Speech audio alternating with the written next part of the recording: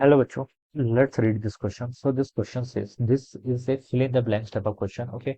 So the question says friction force is a dash forces. ठीक है. Friction force एक किस टाइप का forces है ये बताना है. So we can write down the key concept of this question. इस question का key concept क्या लिख सकते हैं? हमें friction force के बारे में बताना है. किसके बारे में? Friction force. So we can write down the key concept of this question is a friction force. Friction force देखिए क्या होता है. ठीक है. Friction force आपका तब एक्ट करता है जब आपकी दो बॉडीज क्या होती है, कांटेक्ट में आती है. जब आपकी क्या आती है, दो बॉडीज कांटेक्ट में आती है. जैसे आपके पास कोई, मान लीजिए कोई एक मास है, ठीक है. अगर हम इसको किसी ग्राउंड के ऊपर रखते हैं और ये ग्राउंड के आपका रफ है, ठीक है, इनफ रफ है, ठीक है. ग्राउंड आपका रफ है, ठीक है, यानी कि इसका जो कोफिशिएंट ऑफ फ्रिक्शन है उसकी वैल्यू क्या होगी आपकी, नॉन जीरो के इक्वल होगी, ठीक है. तब हम बता सकते हैं. देखिए, जब हम इनके बीच में मोशन कराते हैं, जब हम क्या कराते हैं इनके बीच में मोशन, मान लीजिए हमने, मान लीजिए इसको इस डायरेक्शन में एक फोर्स लगाया, फोर्स के कारण इसकी टेंडेंसी होगी मूव करने की. तब यहाँ पर क्या लग जाएगा आपका, एक फ्रिक्शन फोर्स लग जाएगा. क्या लग जाएगा? फ्रिक्शन फोर्स, ठीक है.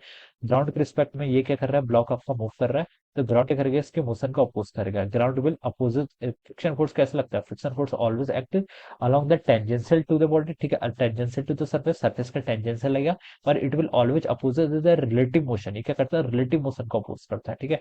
तो ये किसके कारण लग रहा है? ये आपका तब लग रहा है जब ये बॉडी देखिए क्या है, इस ग्राउंड के कांटेक्ट में आ रही है. तो इसलिए हम बता सकते हैं जो आपका फ्रिक्शन फोर्स होता है, this comes under the category of the contact force. ये किस फोर्स की कैटेगरी में आता है? आपका कॉन्टैक्ट फोर्स की कैटेगरी में आता है. और इट एक्ट्स, ठीक है. फ्रिक्शन फोर्स क्या बता सकते हैं? फ्रिक्शन फोर्स क्या करता है? यहाँ पर आप देखिए लिख भी सकते हैं, फ्रिक्शन फोर्स अपोजेस द, क्या लिख सकते हैं? Friction force opposes the relative motion और टेंडेंसी ऑफ रिलेटिव मोशन में लिख सकते हैं. Friction force opposes the relative motion, ठीक है. अपोजेस है, रिलेटिव मोशन को अपोज करता है, ठीक है. ये तो आपका काइनेटिक फ्रिक्शन के करस्पॉन्डिंग आ गया. और टेंडेंसी ऑफ रिलेटिव मोशन, ठीक है. और टेंडेंसी ऑफ रिलेटिव मोशन, ये स्टैटिक फ्रिक्शन के करस्पॉन्डिंग, और टेंडेंसी ऑफ रिलेटिव मोशन, ठीक है.